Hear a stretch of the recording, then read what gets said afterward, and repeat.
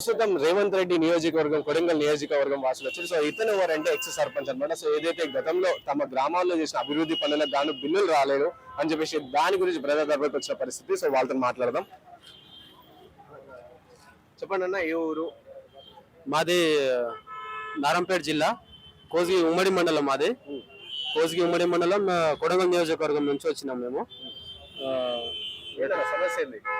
మాది గతంలో మేము గ్రామ సభ పెట్టి కలెక్టర్ ఇచ్చిన ప్రొసీడింగ్ ప్రకారం మేము గ్రామ పంచాయతీ భవనం గ్రామ సభ పెట్టి వార్డు మెంబర్ల కోరం తోటి తీర్మానం చేసినాము. దానికి గ్రామ సభ పెట్టి తీర్మానం చేసిన తర్వాత పని ప్రారంభించి బిల్డింగ్ స్లాబ్ లెవెల్ పూర్తి 10 లక్షలు ఇన్వెస్ట్మెంట్ చేసి పెట్టుబడి పెట్టి కాలం స్లాబ్ లెవెల్ పూర్తి చేశాము. దానికి సంబంధించిన బిల్లులు ఇప్పటివరకు చేయట్లేదు ఎవరు.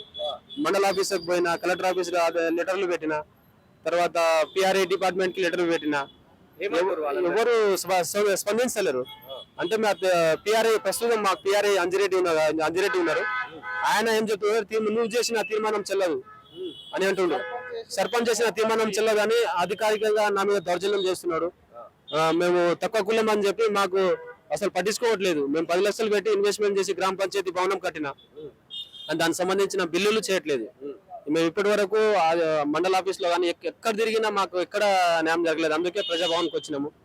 కాబట్టి మాకు న్యాయం చేయగలరని మేము మనవి చేసుకుంటున్నాం. ఇంకోటి ఏంటంటే వాళ్ళు ఒకటే గ్రామ పంచాయతీలో అక్రమంగా వేరే వాళ్ళు కడుతున్నారు. అక్కడ 97% ఎస్టీ జనాభా ఉంటది, 3% మాత్రమే ఆధార్ బీసీ ఓసీ వాళ్ళు ఉంటారు. వాళ్ళు అధికారికంగా వాళ్ళు ఏంటంటే అధికారికంగా కాదు అనాధికారికంగా గ్రామ పంచాయతీ నుంచి అక్రమ నిర్మాణం చేస్తున్నారు. గ్రామ పంచాయతీ నుంచి పంచాయత్ సెక్రటరీ ఒక సర్పంచ్ గా నేను 3 నోటీసులు పంపిన. అయినా వాళ్ళు ఏం చేశారంటే అక్రమ నిర్మాణం ఆపకుండా బేస్మెంట్ లెవెల్ వరకు చేసింటారు. దానికి అంజిరెడ్డి అని పిఆర్ఏ గారు ఉంటారు. ఆయన వాళ్ళ దగ్గర లంచం తీసుకొని అనాధికారికంగా అన్అఫీషియల్ గా తీర్మానం లేకుండా గ్రామ పంచాయతీ పర్మిషన్ ఏ మాత్రం లేకుండా అక్కడ ఒక వర్క్ ఐడి క్రియేట్ చేసి దానికి బిల్లులు చేయడానికి ఇప్పుడు నా పదవి అయిపోయిన తర్వాత మొన్న నా పదవి అయిపోయింది. ఇప్పుడు దానికి ఇప్పుడు ఎన్ని రోజుల నుంచి చేయలేడు. ఇప్పుడు దానికి బిల్లు చేయడానికి ఇప్పుడు అనాధికారికంగా అక్రమంగా నిర్మిస్తున్న దానికి ఆయన అసలు మార్గౌట్ ఇవ్వలేదు, ఏం ఇవ్వలేదు, దానికి సంబంధమే లేదు. మేము గ్రామ పంచాయతీ నుంచి ఎటువంటి పర్మిషన్ ఇవ్వకుండానే దానికి నా పదవి అయిపోయిన తర్వాత ఇప్పుడు ఒక ఎంజీఎన్ఆర్ఈజీఎస్ లో ఒక బోర్డు లో క్యాప్చర్ చేసి వర్క్ ఐడి క్రియేట్ చేసి దానికి అక్రమంగా వాళ్ళ దగ్గర లంచం తీసుకొని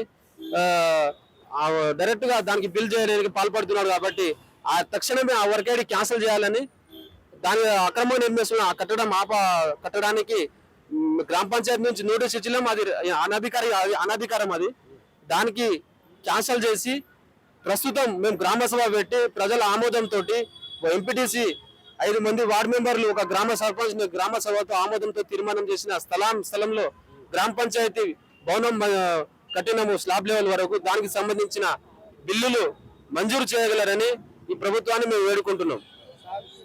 సీఎం సార్ గారికి మేము రేవంత్ రెడ్డి ముఖ్యమంత్రి, రాష్ట్ర సీఎం ముఖ్యమంత్రి వర్యులు సీఎం రేవంత్ రెడ్డి సార్ గారికి మేము వేడుకుంటున్నాము. మేము గతంలో చాలా ఇబ్బందులు పడినాము. ఒక సర్పంచ్ గా నేను ఎన్నో అప్పులు చేసుకున్నా. కాబట్టి నాకు న్యాయం చేయగలరని మేము ఈ ప్రజాభవన్కి వచ్చి దరఖాస్తు చేయడం జరిగింది. లోపల ఎట్లుంది, రెస్పాన్స్ ఎట్లుంది? మంచిగా అందరూ బాగుంది. ఎందుకంటే అధికారులు ఒక డిపార్ట్మెంట్ ఉన్నారు మంచిగా. గతంలో నేను 5 సంవత్సరాలు నేను సర్పంచ్ చేసినా గానీ ఎప్పుడు ఇట్లా ప్రజాభవన్కి ఎప్పుడు రాలేదు నేను. కాబట్టి నాకు గతంలో లేకుండే ఎప్పుడు రాలేదు. ఇట్లాంటి మా సమస్యలు కలెక్టర్ ఆఫీస్ ఇచ్చినా ఎక్కడ పట్టించుకోవట్లేదు. కాబట్టి మేము ఇక్కడ వచ్చినాము. మాకు న్యాయం చేయగలరని మేము ఖచ్చితంగా లేకపోతే నేను ఆ పిఆర్ఐ అక్రమంగా సృష్టించి బిల్లులు చేస్తున్న ఆ పిఆర్ఐ మీద కేసు పెట్టి నేను సూసైడ్ చేసుకోవడానికి కూడా నేను సిద్ధంగా ఉన్నా. ఎందుకంటే ఆయన చాలా మానసికంగా ఇబ్బంది పెడుతున్నాడు. కాబట్టి నేను ఖచ్చితంగా అక్కడ నుంచి కోసిగి మండలం నుంచి చాలా మంది లీడర్స్ దగ్గర పరుపులు చెప్పించి అది లంచం ఎక్కువ అడిగి బిల్లులు ఎక్కువ చేస్తున్నారు. ఆయన ఆయన క్యాష్ ఫీలింగ్. ఇప్పుడు ఆయన క్యాష్ ఫీలింగ్ మేము ఎస్టీ అని చెప్పి అధికారికంగా మేము తీర్మానం చేసింది చెల్లదంటాడు.